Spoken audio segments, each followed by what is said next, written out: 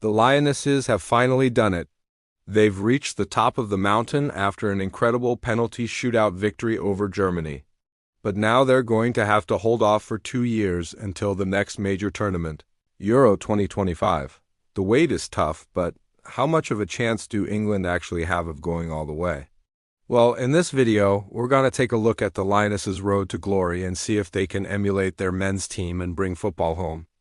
Now, before we get into who England might face and what their chances are of winning, we obviously have to discuss the aftermath of that incredible World Cup final.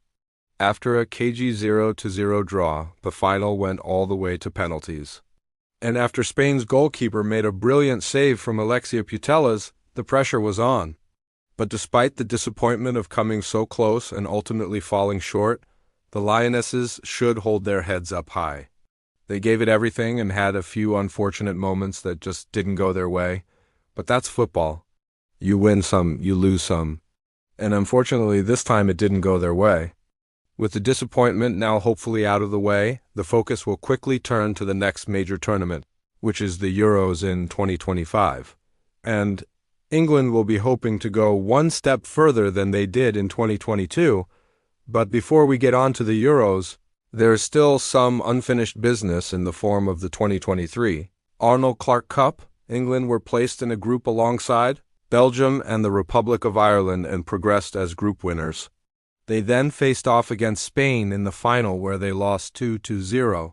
Although this wasn't a competitive game, Sarina Wiegman would have been disappointed with the overall performance. Now, although they did win the group stage, they didn't exactly face any strong opposition and weren't really tested. And the squad did seem a bit low on morale after the disappointing World Cup final. So hopefully they can pick themselves up and bounce back in the Arnold Clark Cup. If not, then there's no doubt that other teams will start gaining momentum and England will fall behind.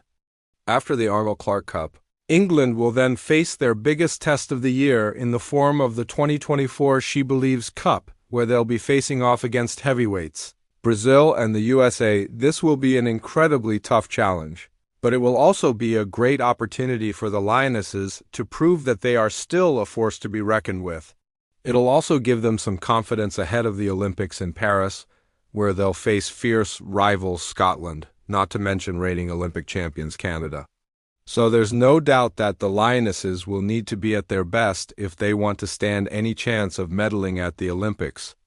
Now, after a few years of competing in these tournaments, we should get a better idea of whether or not England are genuine contenders for the Euros, but realistically, with the rise of other European sides like Spain, France, and Denmark, it's going to be incredibly tough for England to win the tournament in 2025.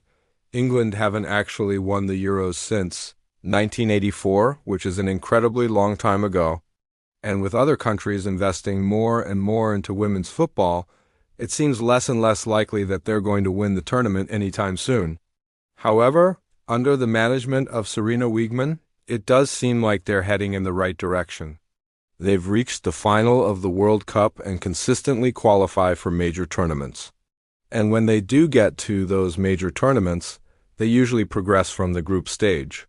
So they're definitely moving in the right direction.